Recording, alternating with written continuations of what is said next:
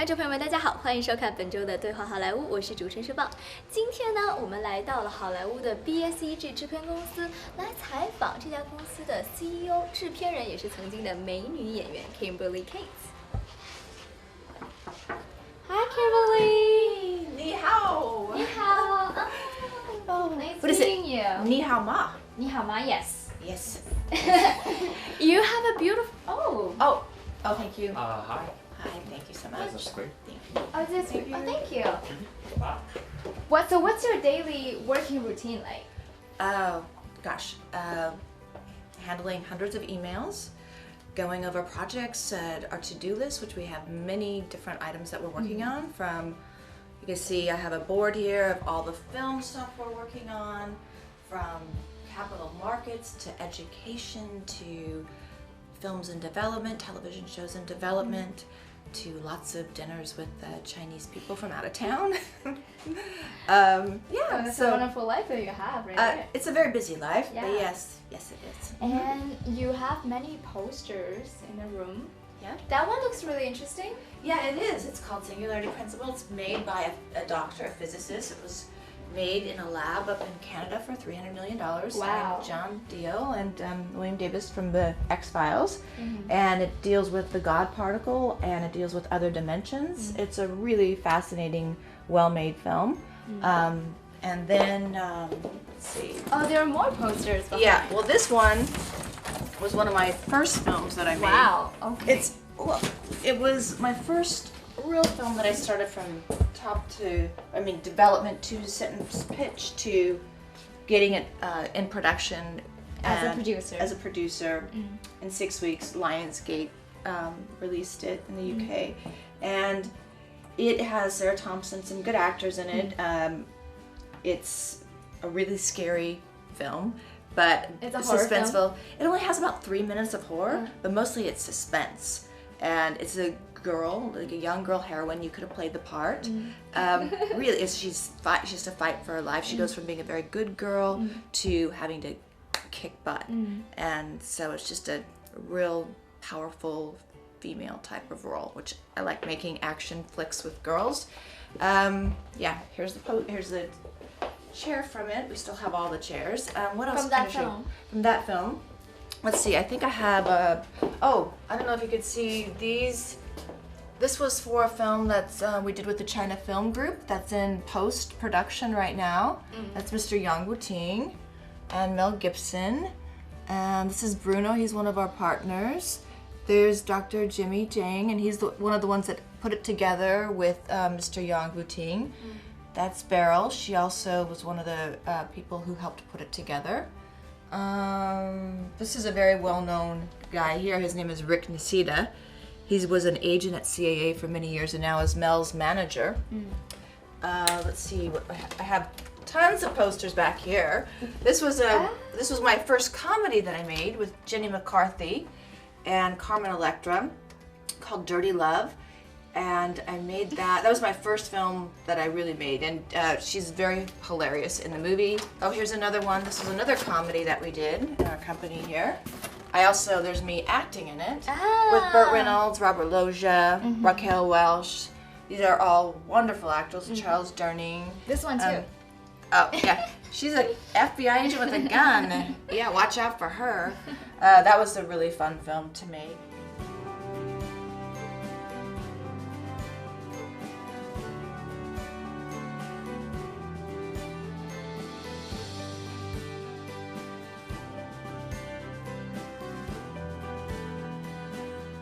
Now, obviously, you are a producer doing a lot of business with Chinese as well, but you started from being an actress in Hollywood. I did, yes. Yeah, how did that journey start? Well, the journey started when I was a child, and I loved to perform for my parents, and I loved to tell stories, so I would put on plays for our neighborhood, plays for my parents. Then that turned into doing church plays for church. I did not do school plays. I became really, really shy. When I was around 13 or 14, I got very shy around. It's like a teenager thing. I was shy around boys. Somebody talked to me, I blushed. I was like, oh. So then I moved out back to California because I grew up in the Pacific Northwest. But you were born here. I was born here, but then I grew up in the Pacific Northwest. And when I came out here, I was going to school. I was pre-med in school. People said, oh, you should model. So I did a little bit of that, dabbled. While I was going to school, somebody said, can you be a spokesperson for something on the radio? So I was. And then from that, my friend Kenny Moore said, you need to go to acting class. And so I did acting class while I was still working. And then I got this film, I was only acting class for 3 months, and I got this film called Bill and Ted's Excellent Adventure that I played a princess in. And it was like a fairy tale, really. It was. I can totally imagine you being a princess. Oh, really? Well, Yeah, I loved it. It was like a little girl's dream to play a princess, but played in a movie. And I got to fly to Italy, and we filmed it in a beautiful castle. It was just a magical experience, and I thought, wow, acting is so easy, it's so great, but I didn't really know much about it, and it was just a lucky break. But then I had to go and I had to learn the craft and go to school because I studied after that. For many years I studied in the theater. And you were doing film and TV back and forth when you were doing the theater plays acting, right? Yes. So you're doing it all together. All together, all the time. You know, Does it bother you sometimes? Because obviously there are like 2 different performing styles, one for lens, one for stage. Yeah, you know, that's a whole topic right there. But I think that if you're working as an actor from the right place, even though yes, you have to project because you're on the stage, if you're working from a place of truth and you've done your work on the character, that it doesn't matter if you have to take it down because you're in a really close up, so you need to, the camera will capture every little moment, or if you're on the stage and it's bigger, you understand what you need to do and you always come from a place of truth. So I had teachers that taught that way. I had several different teachers that were really wonderful teachers that influenced my life quite a bit. And really helped me to learn how to express myself and not to be so shy. You have a lot of experience with the Chinese crew as well. And what is the difference from your perspective between the Chinese crew and the Hollywood style of filmmaking? Oh, well, the Chinese crews, I traveled in Inner Mongolia with my friend Mr. Gur of the Grassland Foundations. He's making. That's amazing. Yes, it was. It was just an unbelievable experience. Training, yeah, it's so different. It's Inner so Mongolia. Different. And definitely Inner Mongolia is a beautiful place to visit. All of China is a great place to visit. I had no idea there were so many beautiful places in China. But I traveled with the crew. There was about 30 crew members. They were scouting location, taking photos of all the different places for the Kublai Khan series, the 60 episodic for CCTV. And I was traveling with another writer friend from Hollywood, Gregory Wyden, who wrote the films Highlander, Backdraft, The Prophecy. He's a very good writer, and he was noticing, because he's also a director, that the crews in China work so hard. 12-hour days, 7 days a week, and no break. So we said, how could you work this hard? This is unbelievable. And they all said, because we are so lucky to be making movies. We feel so privileged to be doing this. It's such an honor to be asked to be in making a movie. And so that attitude of we love making the movie it carries through the excitement and the enthusiasm of filmmaking. And I love that personally because it excites me as a producer to be around people like that. And in Hollywood we have crews that are very excited to be on the crew, but it's just a different system. And people here, they're very skilled. They know exactly what's needed. They're very, they're talented, but I found that the Chinese crews, because they're trying so hard and they want to learn and they want to do so well, that they're more eager right now. But there's, like I said, I traveled to Eastern Europe and other countries where the crews were also very eager to be working with Hollywood filmmakers and worked very hard. So it's just a little bit different in the work style. And we're used to, in America, having the weekends off. Yeah. We're used to having over time. And so we just have a different system is all. And now you're doing a lot of producing work, but you were actors for many years. How did that transition come from? Well, I was always thinking about doing work behind the camera because in Hollywood, being a woman, it's difficult when you get to a certain age to play certain parts. So I always just loved the storytelling process, and it wasn't so much about, oh, I have to be beautiful in front of the camera. I actually felt more comfortable playing character roles with no makeup and looking like not attractive. Gave me more freedom than worrying about being beautiful, but I didn't really do character work when I was acting so much. So I was thinking, how could I be a storyteller when I get older? And so it was more or less just thinking about in my 20s, how do I become an editor? How do I become a storyteller? How do I write? How do I direct? And so I was more interested in the entire process than just the acting part. I loved acting because it's an incredible form of expression, but all of storytelling, whether you're an editor, a composer, a cinematographer, it's all an expression of one's creativity, and I just love being part of the process. That's amazing. And being a producer, you get to put all the pieces together. And you enjoy that? I do like it. I mean, it's a lot of work, but I'm used to doing a lot of work, and I'm used to having a lot of responsibility in my life. So it just kind of was a natural segue for me. I do like to direct and write, which I've done on stage, but I've never done much for film. I'm producing and I'm directing a documentary on animal health care. It's just something about animals and healing, but something I love. How was that experience? It was a big learning lesson because I realized, especially working with animals out in the wild, and these people that I was working with that heal animals from natural herbs, and they heal eagles, which is really amazing, is to heal these birds that are shot or have all sorts of trauma that happens to them.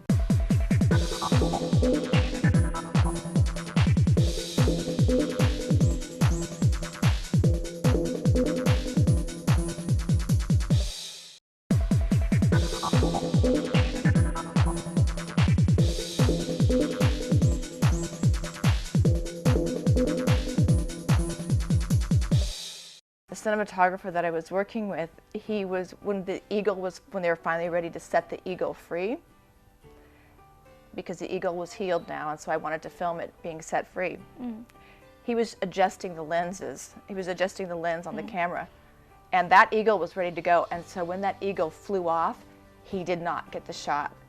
Thankfully, somebody else was filming, but the biggest experience that I got from that is that in filmmaking, even that was part of the process of me learning, was that you can't get an animal to go back. Life is happening right there, right now, and to capture that moment. And it was just such a different style of, you're not working with actors, you're working with animals. You can't go back, we can't pull the eagle back and get the shot. So the whole journey was about me learning to capture every moment in life and seize the opportunity, because sometimes it doesn't happen again.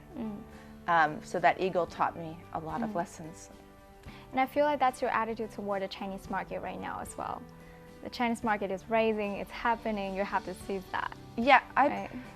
In some ways, yes. I mean, I thought the opportunity was wonderful, and I had people that, back in 2012, I was invited to go to a Chinese seminar at AFM, and I just felt, you know what, it was a lot of Americans trying to meet the Chinese, and it was in China? It was in AFM, the American Film Market in Santa Monica. But I just, I met one person, a friend of mine, Ma Fang. He was working at Huaxia, and now he works at Universal Beijing.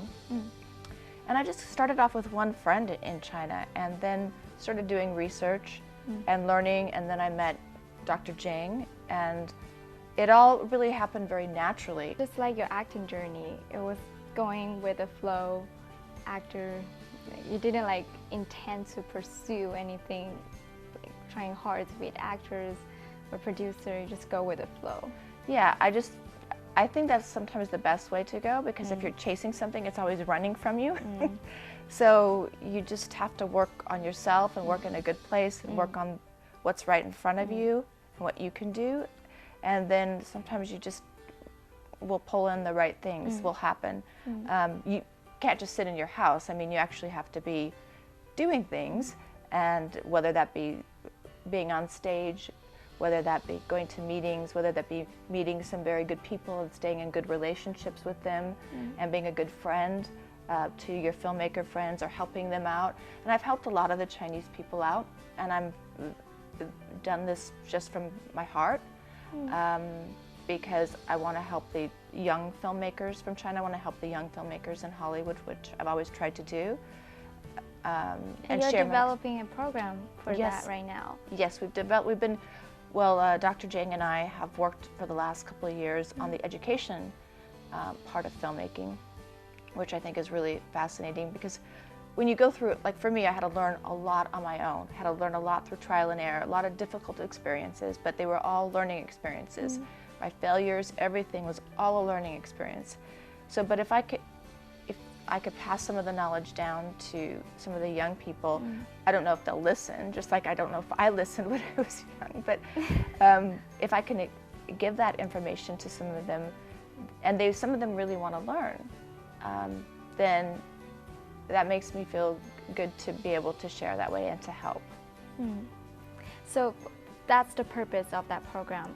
The program is, there's two parts of it. The first part of the Young Filmmakers for China, the China Young Filmmakers program, is we are accepting applications right now for Chinese students who are already educated somewhat in the filmmaking process to come over and work with us on some of the movies that we have, that we're doing some studio projects right now and some television shows, and they get to work and learn with our professional team, work as interns, and really get to see firsthand what it's like, because that's a huge part of learning filmmaking. Yes, especially filmmaking. It is, because you can read about it all you want, but it's so different because so many different things happen on a set. Well, it starts, of course, from the screenplay. And I think that's one of the big things that we're teaching the students that want to come over, is learning how to write the screenplay. So they'll work with the screenplay writers. The education part, the second part of the education, is that we're working with a university right now, Cal State, and we're doing an accredited program with special effects, makeup, visual effects, screenwriting, editing, so all the different aspects of the filmmaking process they can learn. As you know, I mean, visual medium is a very powerful medium. I mean, film is very powerful. Visual imagery is one of the strongest ways of communicating, and so learning how to tell a story and starting with the screenplay is very important. The education program that we have working with the university here, accredited university, we also have the Hollywood China Future Filmmakers Association for the Chinese future filmmakers, and that is a program that I'm really excited about, and we have some wonderful projects that we're working on right now with a couple of big studio films and a Netflix series that we're going to be doing. And these students are invited to come work with some of the top filmmakers in all departments: cinematography, editors, post-production directors, and screenwriters. And I welcome them to be part of our program and come to Hollywood. Now, the legendary Chinese director Wu Tianming recently just got a film in theater in China called A Song of Phoenix. How did you know him in the first place? Well, my first journey to China was in 2014 when I was invited to go to the Beijing Film Festival and walk the red carpet, which I was very honored to do. And I met Janet Wu, his daughter, and she and I, we hit it off. We spoke for a long time. She was feeling very sad about her father, and I did not know his work at the time. I know Jean Imo, and I know some of the directors he trained, but I did not know his work. And then she mentioned The King of Masks, and I said, oh, I think The King of Masks and Old Well, my friend Martin Scorsese, the director, who mentored me when I was young as an actress and always encouraged me and was very helpful, he mentioned these films to me, and it was one of his favorite films in the 90s. I believe it was Old Well and The King of Masks. So then we talked and we stayed in touch and we saw each other and we became very good friends. So then she asked me, Kimberly, she asked me if I could contact Martin Scorsese and ask him to please make a tribute for her father. He had no idea that he had passed away, and he was very honored to make the tribute. So I asked him, and I got the short produced, and then I know that it opened for the film Song of the Phoenix, and he said the most beautiful words. Well, I hope that you can watch what he said about Wu Tianming, and I love Wu Tianming's films. I saw King of Masks, and I saw Song of the Phoenix, and those two films, they both made me cry. They both made me feel so much.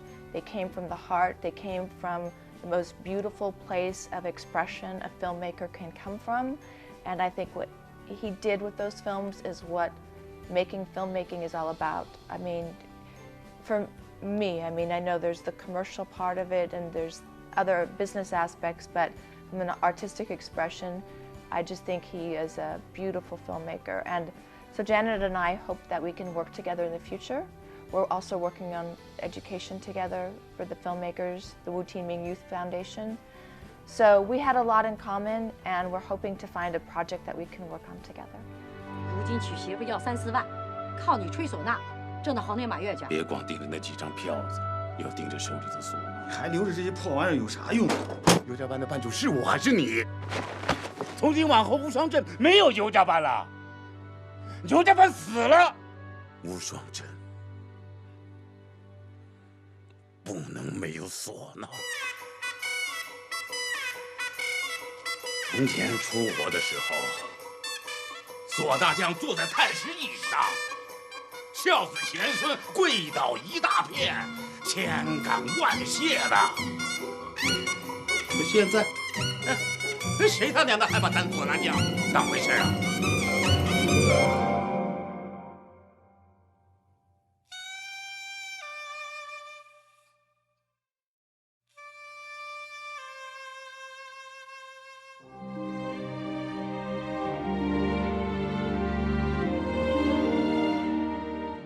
？One project that I also worked on for China, other than the Wu Tianming project and the Genghis Khan project and bringing in the screenwriter there, was Dr. Zhang and I helped with our partners, to bring Bruce Willis and Mel Gibson for the China Film Group. We worked with the China Film Group on a World War II epic film. So that was a big honor to work with the China Film Group. So in 2 years' time, I believe that our company has done a good job for working with the Chinese, and the Chinese have treated me so well and so kind and gracious. Ni hao.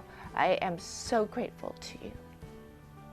To all you young Chinese filmmakers out there, I want to encourage you to persist with your dream, to continue to follow your heart, to continue to learn. Every failure is a learning lesson. Every success is just a good reason to even do better the next time, and to keep searching and digging and looking at your life and looking what's important to you and looking at issues that are important to you.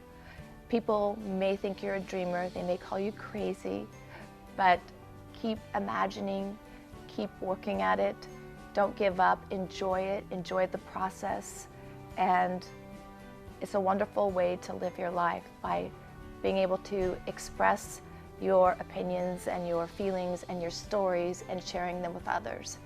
So you Chinese filmmakers out there, you filmmakers out there, you young ones, all of you, I encourage you to just persist and to keep following your heart.